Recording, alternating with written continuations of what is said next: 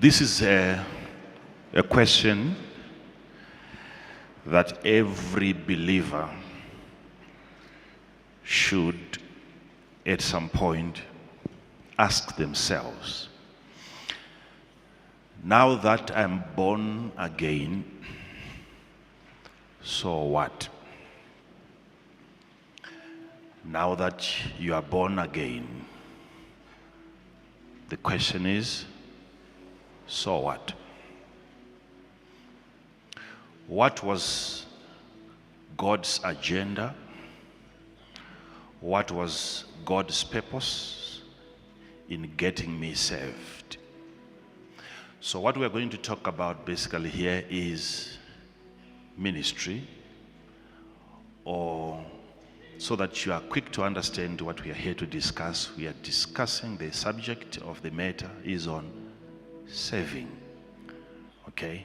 That's the ministry. So we are talking about saving. Especially if we have people in the house today who have always desired to serve. You've always wanted to be doing something for God, and you didn't know how. It means this is your service today. Yes. There is need for all of us to get to that place where we finally get to know, finally discover what your assignment in the house of God is. There must be that place, that time in your life where you make such a discovery. Oh, now I know why I got saved. As you are all aware, Moses was so clear in that process of bringing God's people out of Egypt. He was so clear, he said, God is saying, let my people go so that they may serve me. Let my people go so that there is a reason to the deliverance. Let them go so that they may serve me.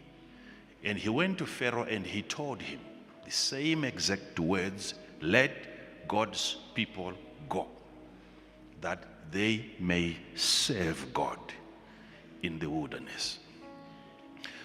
So the deliverances that you see, the miracles that we see, the salvation that we have experienced, the purpose is so that someone who has been saved would start serving God. Okay? Yes. There will come a day, that day is already marked, when you stand before God and you don't get rewarded for coming to witness a prophet as he ministers. You will not get a single reward for spectating,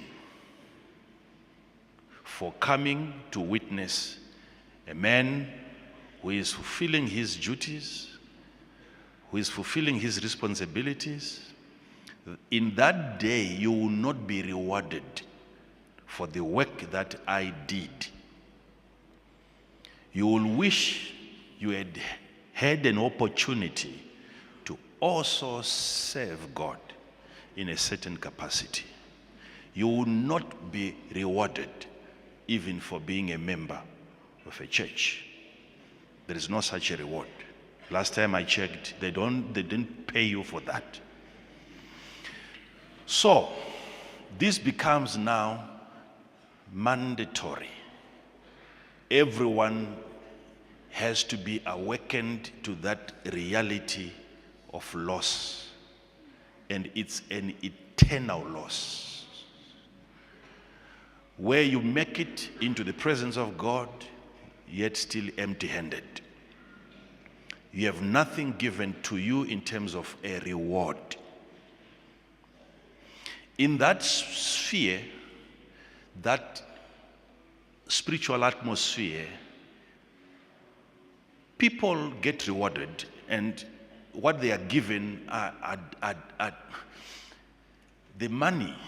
They call it money, of course, there, but it's in different forms. You will see my brother over there, the way that he's shining, he's brighter than all of us. And the light given to him is the reward. You will look at your friend over there, you realize that my friend in the realm of the spirit is able to be in multiple places all at the same time. And you look at yourself, you are restricted. That's how angels differ in terms of how they manifest themselves. Some angels are limited. There are angels that are limited. They walk on foot. There are angels that they have no idea when it comes to disappear. They can't disappear. They don't know how to disappear. Wherever they go, they are caught.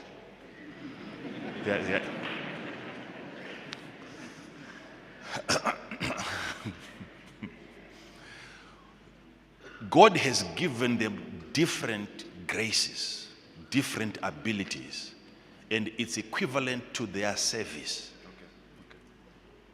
Remember, I've once given you this scripture over and over again. They excel, angels excel in strength as they hearken to the word of God, as they listen to God. The most attentive angel, when God is speaking, is the most powerful. Psalm 103 verse 20. Bless the Lord, yea, his angels, that excel in strength. They excel in what? Strength. That do his commandments, hearkening unto the voice You see, of his word. they excel in strength as they do there's a doing. As they fulfill an order given by God, they excel in power. Wow. They excel in strength. Wow. So your level of attention to God's commandments and your willingness to do will determine the measure of what? Strength that will be given to you. But I want you to follow something here. There is a reason why God sets his people free. Now, if you look into the fivefold ministries, I know there is an argument over that. Some believe they're just 4 ministries, some believe they're just 3 ministries. But whatever the case may be, we are all aware that as Jesus ascended, he gave ministries, he gave gifts, he made some, in the book of Ephesians, apostles, pastors, evangelists, prophets, teachers. Is that correct? Yes. Yeah. Ephesians 4:11. And he gave some apostles, and some prophets, and some evangelists, and some pastors and teachers. Now, look at verse number 12. That's the reason now. For the perfecting of the saints. The reason is for the what? Perfecting of the saints. These ministries is not so that the evangelist comes to showcase himself. The reason why God gave the prophet the prophetic is not for showmanship.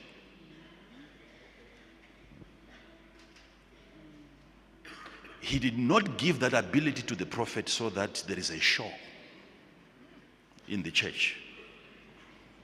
These ministries are given to the ministers so that they perfect a saint for the work of the ministry. For the perfecting of the saints, for the work of the ministry. So then who then becomes a minister? The saint. If you are to sit under any of these ministries and they are being administered well and adequately, you have to leave that place well perfected, well equipped for your own personal ministry. Okay? So it's never about the glory or the shining of one individual. I like it when a person gets to you, like the testimony that we just received, and finally they get what they want.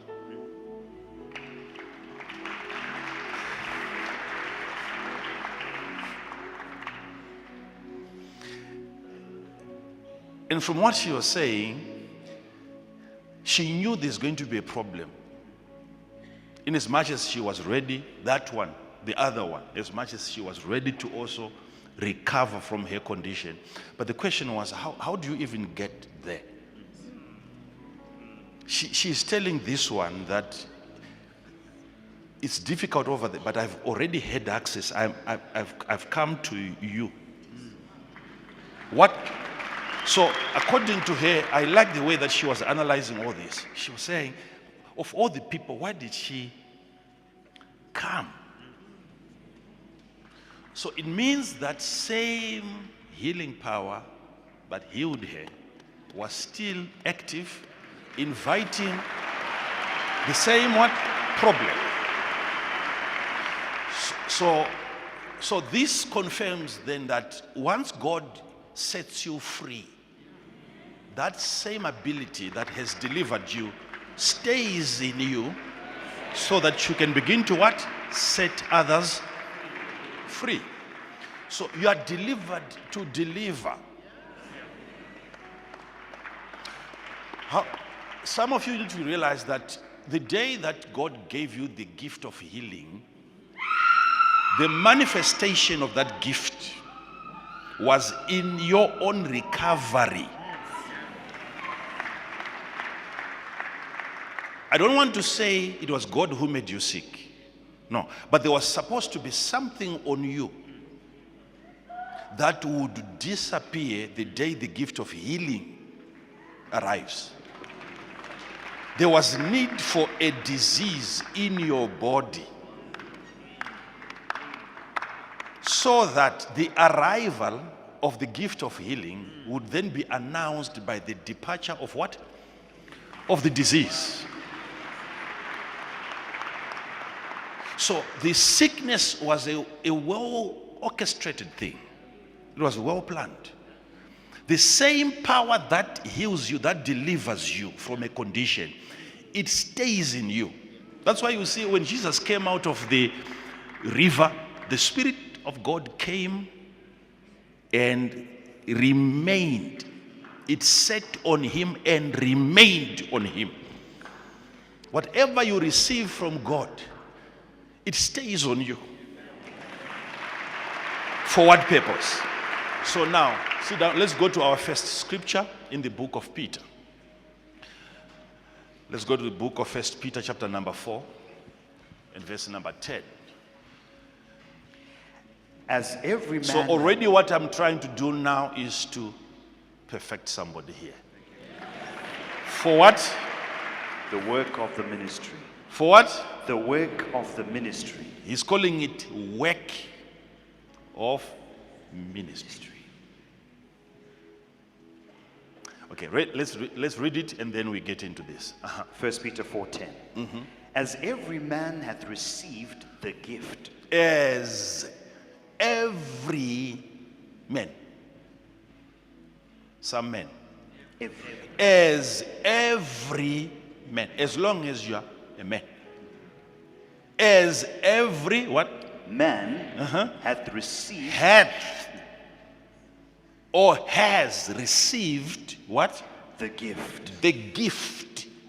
Even so. Even so. Minister the same. Minister what? The same. Minister what? The same. Minister what? The same.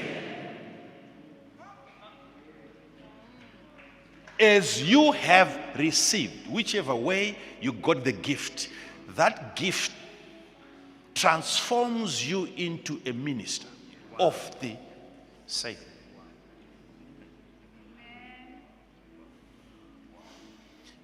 If God has raised you from the dead, there is a residue of that resurrection power. You must at some point in your lifetime raise the dead.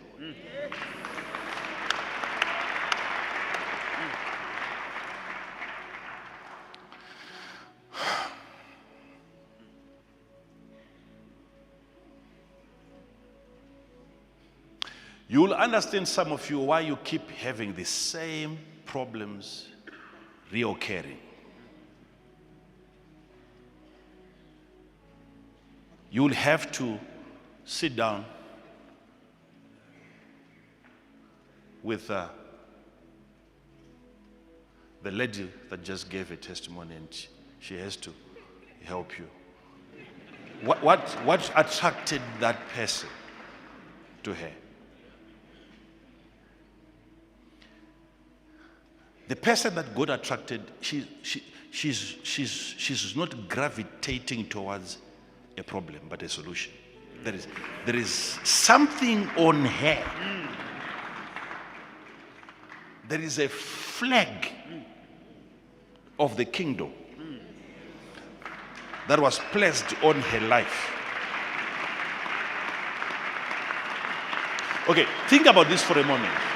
Think about this for a moment. Think about this for a moment. I heard her explaining the dream that she had, and she said, when I came exactly as I saw. That's exactly what happened. Usually when it's time for me to pray for people, I invite you here, pray for you, and I'm going. In a vision, in a dream, she comes. She's getting some prophetic word. And once in a while, I'm not just talking to her. I'm talking to people in the dream. During the ministration that she was getting, I would always go back to the people and talk to the people whilst I was ministering to her.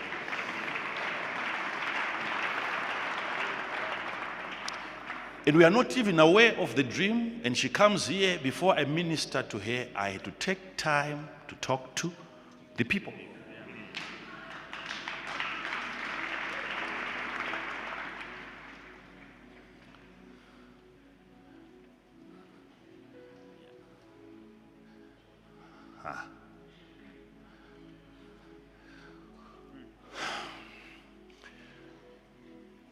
A lot of you don't understand what ministry is.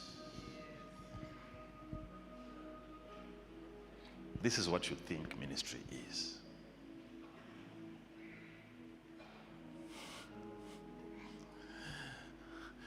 I know you know what I'm doing is ministry, but your understanding of ministry is somehow limited.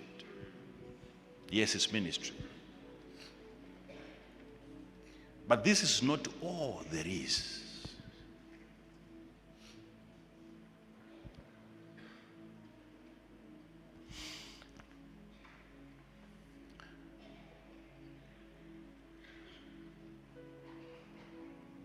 Sometimes you make a wrong decision by leaving your job so that you can focus on ministry and do ministry well unhindered, because you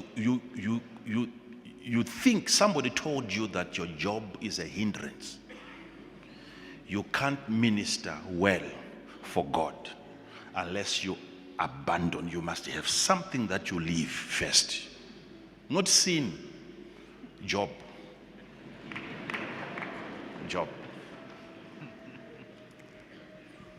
Now, let me show you something that might surprise some of you. Do you know when Paul left Athens and he got to Corinth, he identified a couple, Priscilla and Aquila.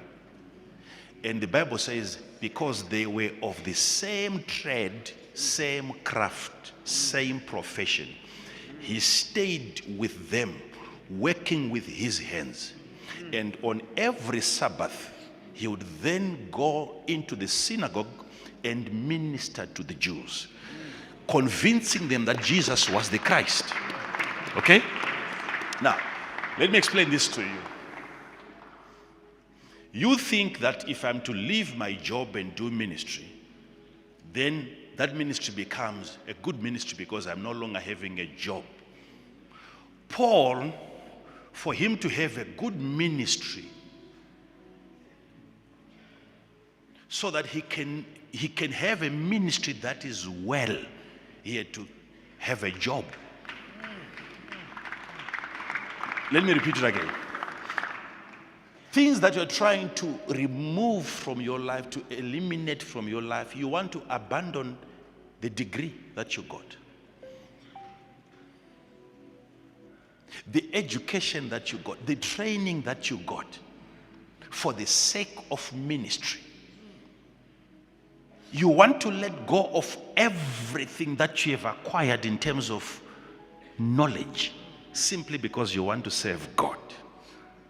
You realize when you get to God that the same God is going to require a certain level of reasoning. Come, let us reason together. You soon realize, yes, there is a level of service that you are not going to be able to offer unless you have achieved a certain, you have gone past a certain threshold of reasoning. So we get transformed according to the Bible by the renewing of the mind, not the removal. The renewing of the mind. And transformation is bound to happen. But I want you to follow something here. Please be seated. See something here. See something. You are thinking that if you are to leave your job and start ministry, it's as if that's the border that you need to cross. Leave your job and start ministry. And Paul, when he got to Corinth, he had to find a job for the sake of the ministry. Acts 18:2, and found a certain Jew named Aquila, born in Pontus, lately come from Italy with his wife Priscilla, because that Claudius had commanded all Jews to depart from Rome, Yes. and came unto them. And because he was of the same craft, he abode with them and wrote. And wrote. That's work. He worked before he even looked for a pulpit in Corinth. He identified an occupation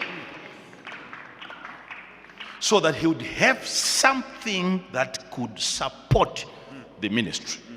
Because what he was preaching, no one was ready to give him an offering. He's preaching, these guys were too radical. There's not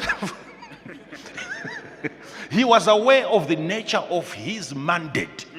I will not have financial partners preaching like this. So he had to have a job. And he wrote. Keep on reading. For by their occupation they were tent makers. And he reasoned in the synagogue every Sabbath and persuaded the Jews and the Greeks. That's the first reason why he decided to go and stay in their house. The rest of the reasons will follow. Whether they were good with the word, that's another thing. It's not because they were prayerful. These people were professionals. He looked for people that were of the same craft. We share in our understanding. We relate very well. And when I have worked on Saturday, which is the Sabbath, I would then go into the synagogue and do ministry. So your work, if you are to look at it very, very well, there is no way that your job can ever work against your ministry. There is no way. There is no way. Even if you work from Sunday to Friday, that's exactly what Paul was doing. He would go into the synagogue on a Sabbath day. Look at the ratio. Yet still, that job was not a disturbance to the ministry. Are you following? Someone told you this is ministry. Someone told you the microphone is the ministry. Someone told you you need to have a suit. You need to preach.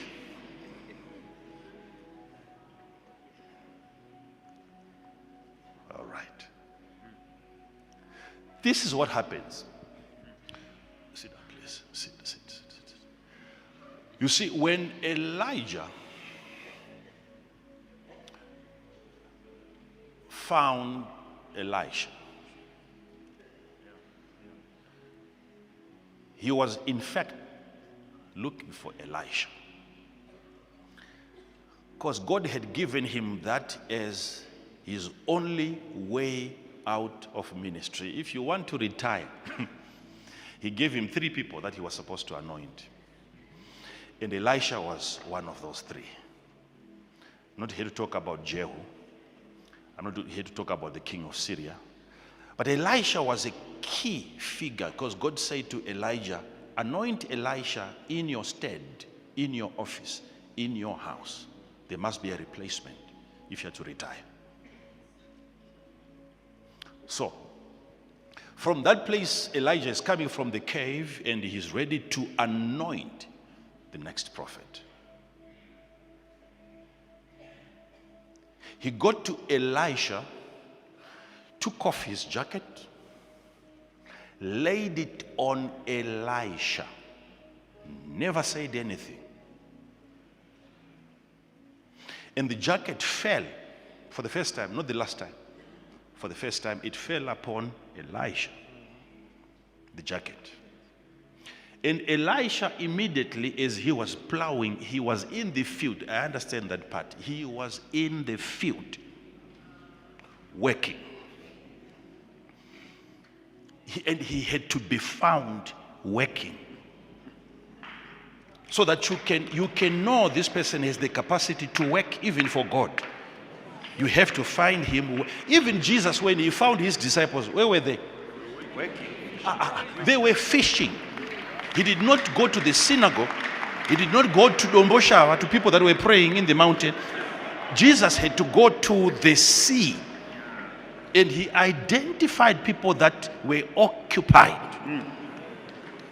Because that's the energy that you need to convert into ministry. Okay. So he departed thence and found Elisha, the son of Shaphat, who was plowing with 12. With 12 yoke of oxen before him. And he with the 12th, and Elijah passed by him. And Elijah passed by him. Now, sit down, let me explain some few things there.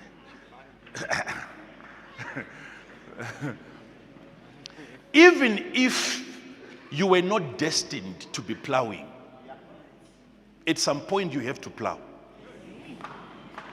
so that you are found plowing.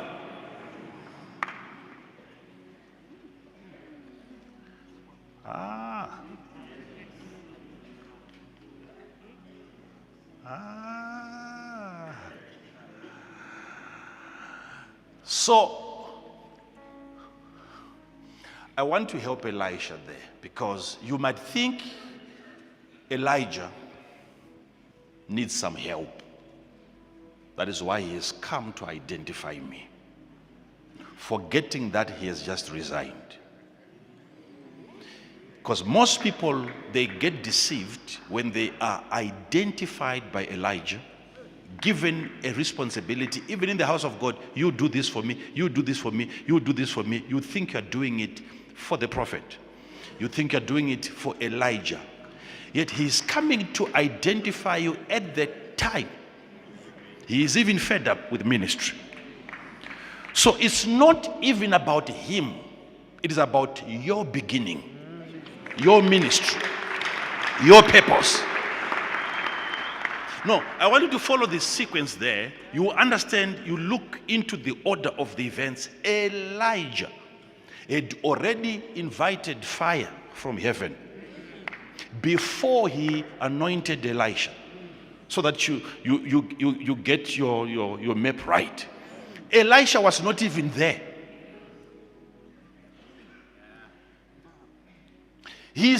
Elijah is already able to invite fire from heaven whilst Elisha is absent, so that you know fire used to come down even before I got employed. fire used to come down. Lest you think fire is coming down because you are now working with the prophet. Fire used to come down.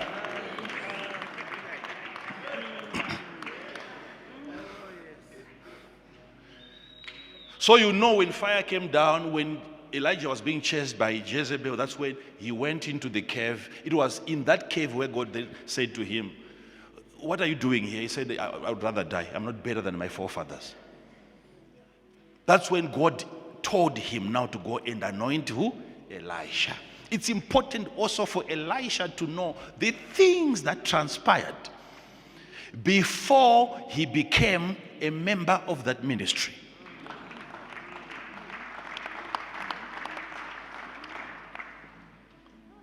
Sit down, please. Sit down. Be aware of such things. Even some of you here, you are working for a company, you have no history of that company.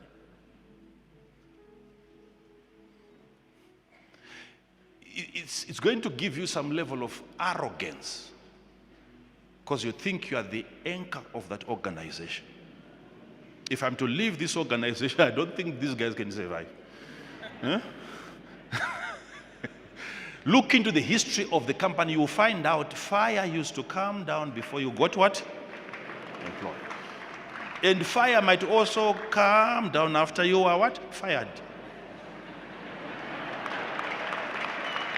So you need to behave based on that history. Elijah is coming to anoint Elisha. And when the mantle fell on Elisha, it was a prophetic mantle. But the prophetic mantle, when it rested upon Elisha, the first prophecy that he got was for himself, that he was in a wrong profession. Elijah is bringing a mantle upon Elisha. And first proof that this man has gotten it, Elisha did not start to prophesy to people. Elisha, the moment his eyes got opened, the first person that he saw in that revelation was himself doing the wrong things. He was a farmer. And he needed the mantle. That's the first. So I'll give you some other scriptures also just to support what I'm saying. So that you know certain gifts, even when hands are laid on you. Paul was so clear to Timothy that I know how you got your gift. At some point he said, there are people who laid their hands on you. At some point he said, my hands.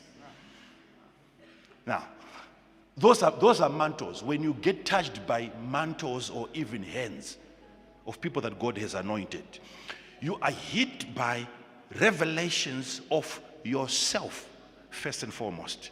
An understanding of yours. You must be the first person that appear in your own revelation. An understanding of self. This ministry, okay, I've shown five-fold ministry. Now this is one of the ministry, the prophetic, and it comes to a saint called Elisha.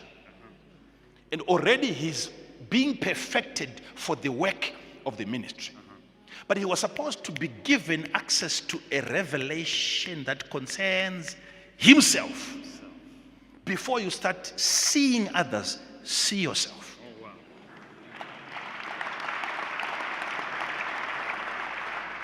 So Elijah did not advise Elisha to leave his profession. It was up to the mantle to prescribe that.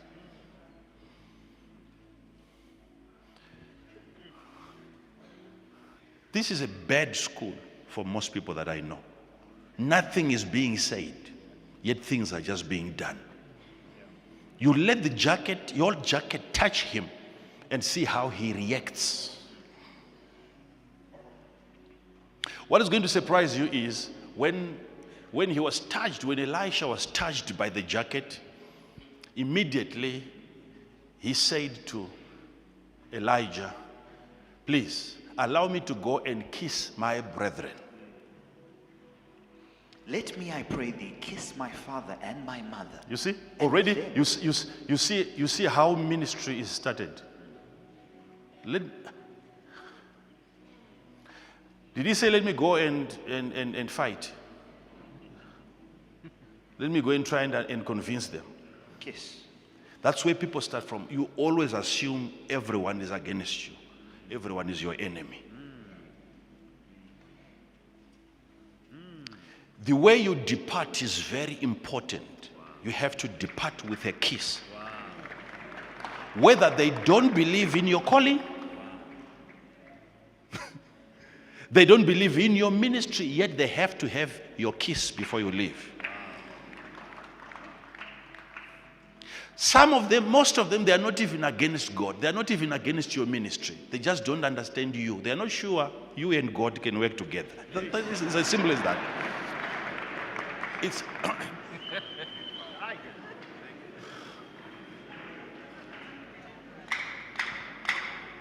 oh, and we consider them enemies.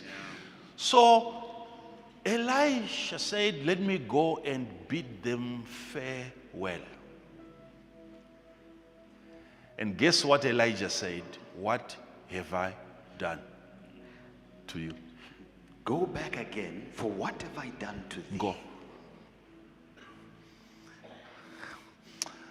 Please, you people standing, sit down, please. Let's look at this. What is wrong with this prophet? He's even asking, what have I done? Go back.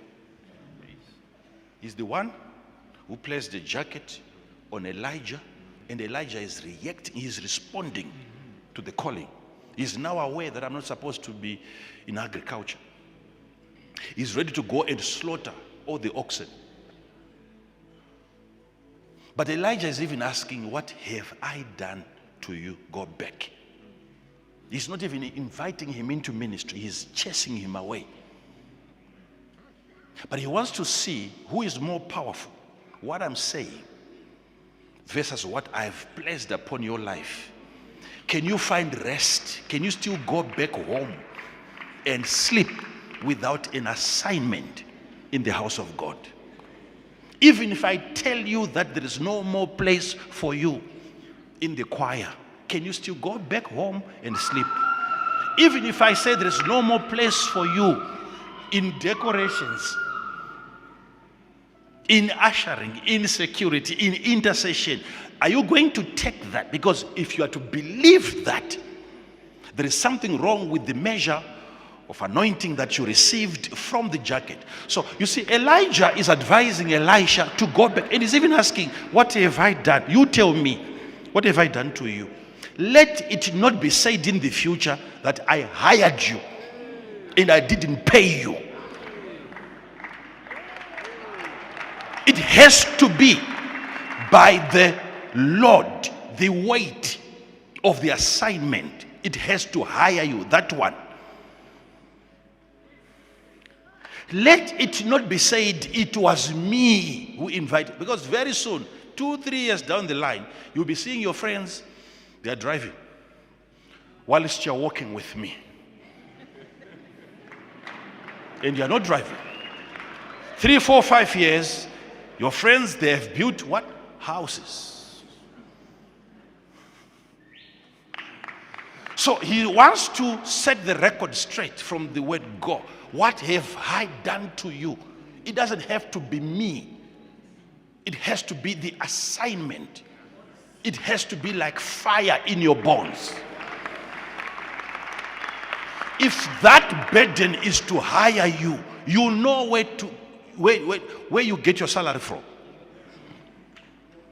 That assignment will make sure that you don't suffer like those that are not fulfilling assignments. Now let's work on this. Let's work on this. So Elisha, he goes back, slaughters the oxen, and he fed the entire family. And then the Bible, that's chapter 19. of the book of First Kings. It ends by saying, and he followed Elijah and he ministered unto him. That's ministry, right? Then he arose and went after Elijah and ministered unto him. Sit down. Sit down. Sit down. Sit down. Ministered unto God. Elijah. He ministered unto him. The him there, is it God? Elijah. Elijah. He was ministering unto Elijah. So what was he doing? Because don't forget, Elijah had just resigned.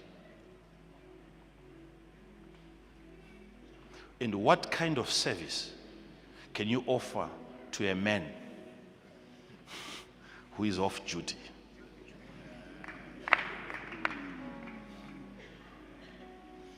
No matter how hard that assignment is, please always be reminded, this is not what he was supposed to be doing. He has since resigned from the actual work. And how do you serve such a man? How do you minister under such a man?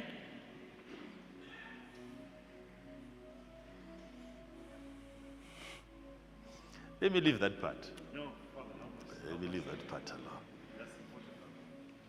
Remember, I told you some years back now, when I was making a reference to another servant that Elijah had that he left. How many of you can remember? Yeah. And I told you I wept when I saw that text. Wept. That day when he was running away from Jezebel, Elijah had another servant, who was not Elijah. That he got to a certain place and he left him there. There is no explanation why he left that servant. And he went all by himself. And I'm thinking, why is he not concerned about that servant? Why is he not concerned about that servant?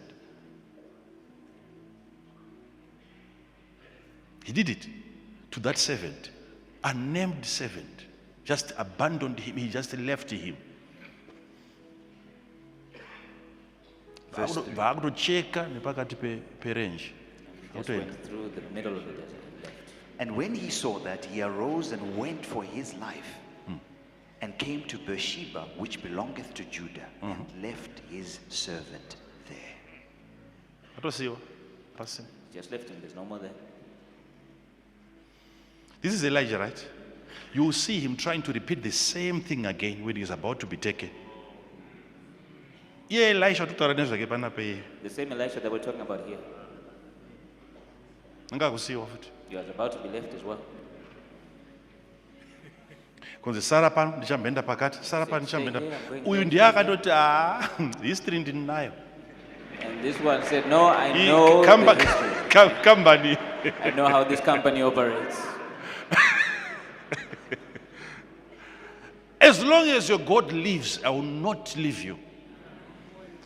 So instead of blaming Elijah for leaving that first servant, you have to blame the servant. Why did you allow that to happen to you? When he left you, you the first servant, when he left you, even when he told you that your job is over, why did you accept that? If the assignment was heavy on your life,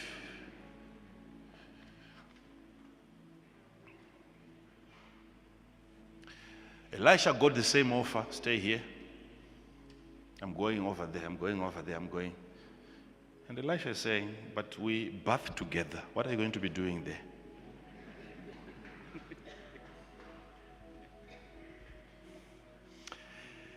And Elisha had already corrected that by making sure there is nowhere to go back to. I'm not sure of the first servant. Maybe he had spared his oxen. Like Peter, when they heard Jesus is dead, they went back to fish. Elisha made sure there is no plan B. Elisha.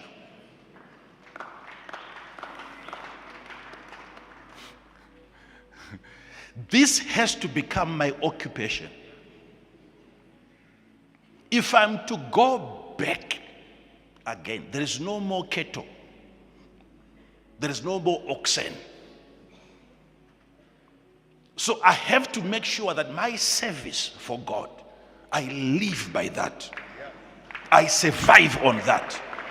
So it forces him to put all that he has into that profession. Because there is nowhere else to go. So he will focus on perfecting his ministry, because that's now everything that is left for him. Now, but when the jacket fell upon his life, he felt a burden he wasn't told to follow. Even Elijah is asking, what have I done to you? Go back to your family. But he's the same one who hit him with the jacket. But now he's asking, what have I done to you?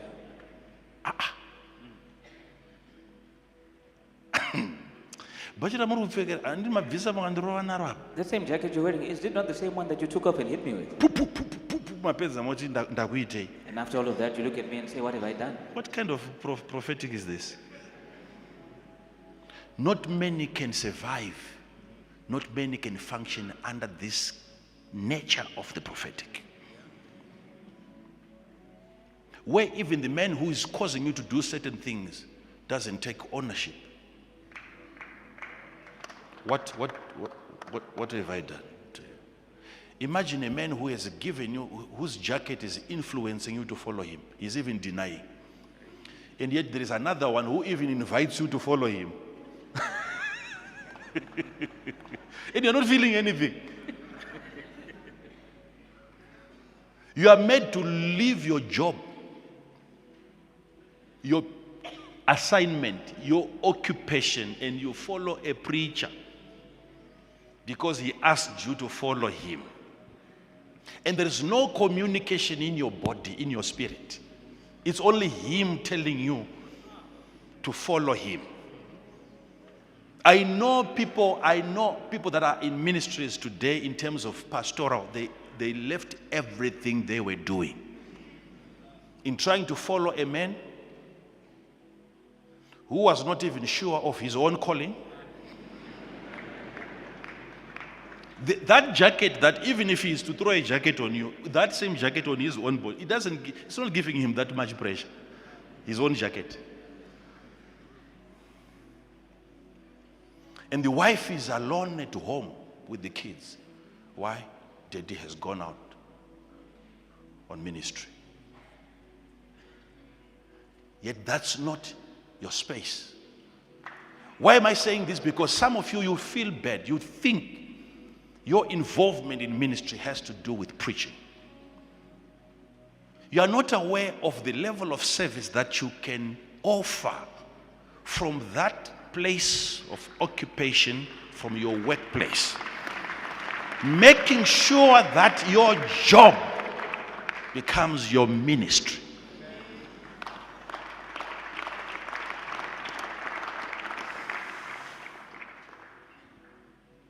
Not everyone is supposed to kill his oxen.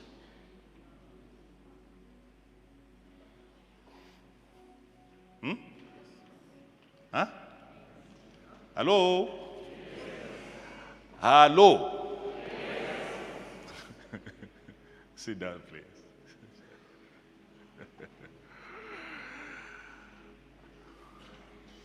Peter. Go back to Peter. As you have received a gift, minister unto others. As every man hath received the gift, even so minister the same one to another. One to another. This is not me ministering to you, though I'm a part of it, but you ministering one to another according to what you have received. Now, hear what is about to say. As good stewards. As good what? Stewards. As good what? Stewards. As good what? Stewards. As good what? Stewards. Good what? Stewards. As, not just as stewards, but as good stewards of what?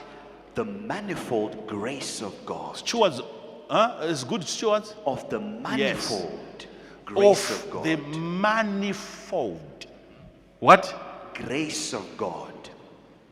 That grace of God that people are looking for. They don't have to find God in order for them to find that grace.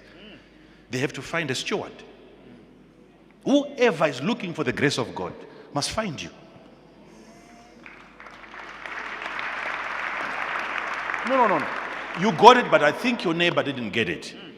The grace which is of God, you don't need to find God in order for you to find that grace. You have to find a steward, the keeper of that manifold grace. No matter the type of grace, that's why it's a manifold. Even if your ministry is going to be unique, there is a steward already present on the earth who is a custodian of that nature of grace that you want to function in.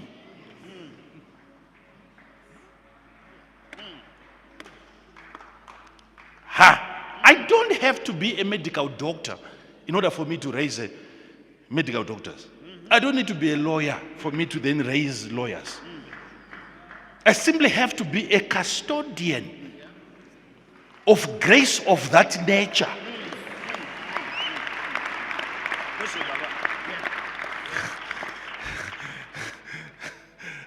Are you following this?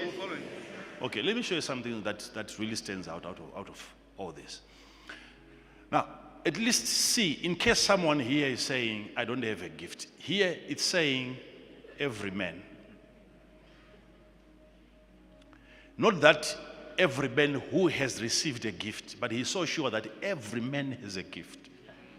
As every man hath received the gift. Even so, minister the same one to another. Minister the other. The same. The same what? Gift. Your ministry now has to be according to the same. Don't trespass. Don't go beyond. It has to be the same gift that you got that you then minister to another. When the situation that you're trying to address calls for another gift that you never got, and you're not a custodian of that type of grace that is required for that problem to be solved, know when to quit. It doesn't mean that you're a coward. It just means you're aware of the gift that you got. You are ministering according to the same. According to the same. It's according to the same. You're following, right? Yes. Now, so you minister to one to another. It has to be someone that you sit next to that helps you recover emotionally. That's how God has arranged this body, his body, the church. It doesn't have to be every time coming from the prophet. No. It's arranged in a way that you come into church and you sit next to a custodian of the type of grace that you came to church for.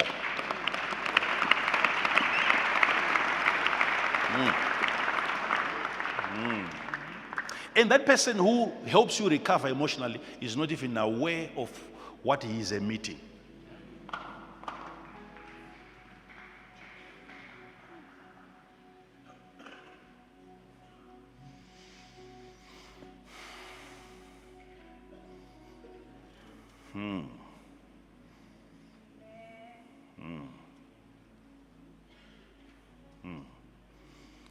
An evangelist, a shepherd, a pastor, a prophet, what they're supposed to be doing is to perfect the saint. And what I've seen with most of our ministries, us, prophets, us, we have had monopoly over ministries. We minister to you in a way that you have to come back to me again. Yeah. And yet, the prophetic was supposed to be to a level where you minister to the saint and you leave him perfected for the work of his own ministry.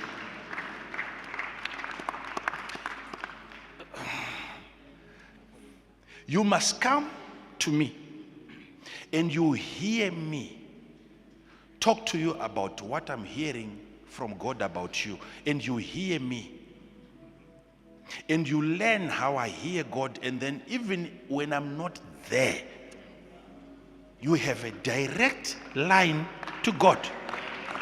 You have to be able to hear God for yourself.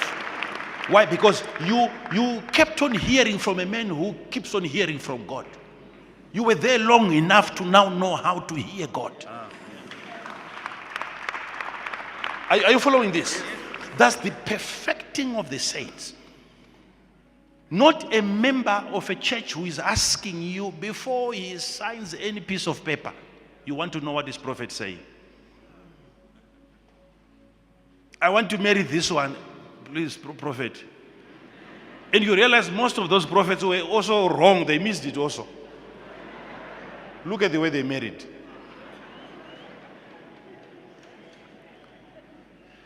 There is no such manifold grace on them.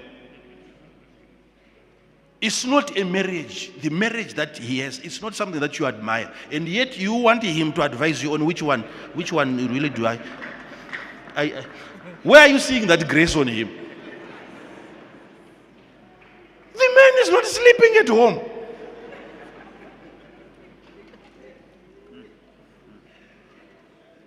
Are you following this? Yes. You have to get to a point where you are ready to take responsibility. I have to identify my wife and work on that relationship. If I'm not going to get any approval from the prophet, I have a prophetic eye myself.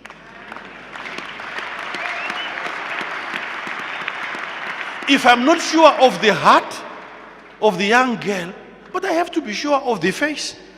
I have to be sure of certain features that you are, yes, because you know you are carnal. So start from that level of carnality. Finish your part and then you come to the spiritual side.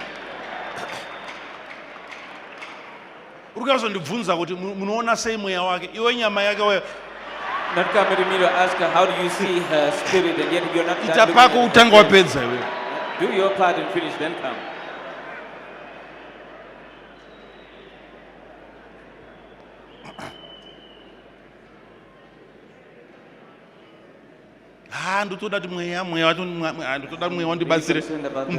The spirit to help me so that I can really look into this.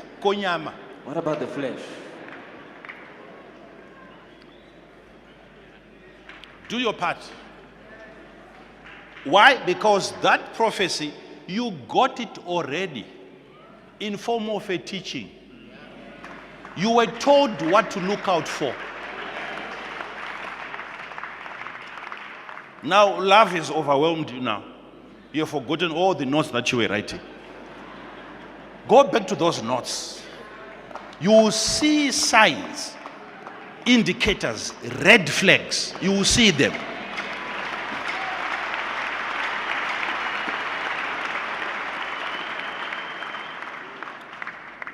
Sit down, please.